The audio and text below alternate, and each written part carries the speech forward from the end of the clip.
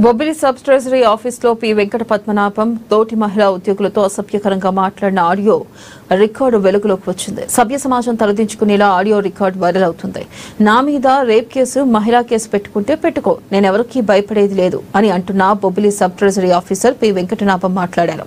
అయితే మద్యం మత్తులో ఉండి తోటి మహిళా ఉద్యోగులను కించపరిచే విధంగా మాట్లాడారని పలువురు ఆరోపిస్తున్నారు.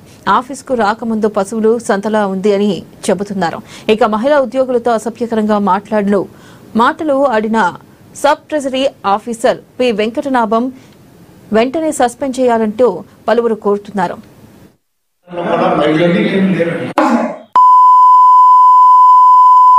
నేను వచ్చాక ఇమేజ్ మారుస్తున్నాను. ఈ ఆఫీస్ ఇమేజ్ పొట్టలిప్పు అక్షరం రాదు, 10 అక్షరాలు సరిగ్గా రాయలేవు, 10 పేర్లు సరిగ్గా చదవలేవు.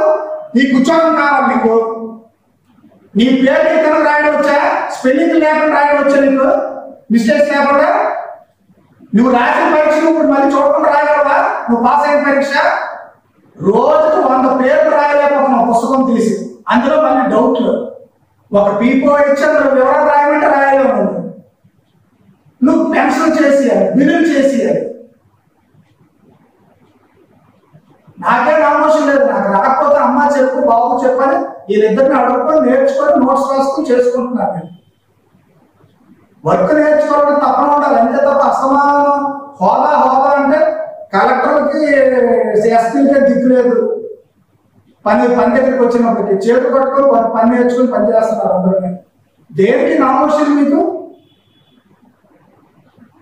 నీకు మీ బిల్లు లేపాలా, మీకు నేను అప్పచెప్పాలా? నేను ట్యూషన్ సెంటర్ పెట్టాను ఇక్కడ. ఇది ఆఫీసా ట్యూషన్ సెంటర్? నీకు నేర్పడానికి మాట్లాడటం మమ్మల్ని రేప్ కేసులు, ఏ మహిళా కేసులు పెట్టేస్తారా? పెట్టండి.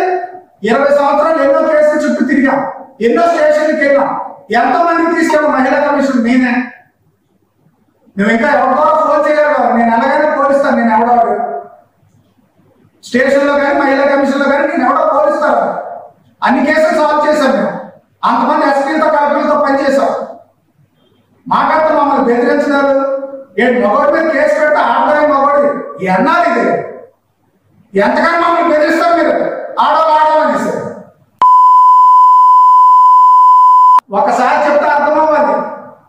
నీకు అప్పచెప్పిన పని ఇక్కడ చేయడం రాదు, నీకు ఒక పుస్తకం తీసి రాయడం రాదు, నువ్వే ఊరి మీద కంప్లైంట్లు చెప్తావు.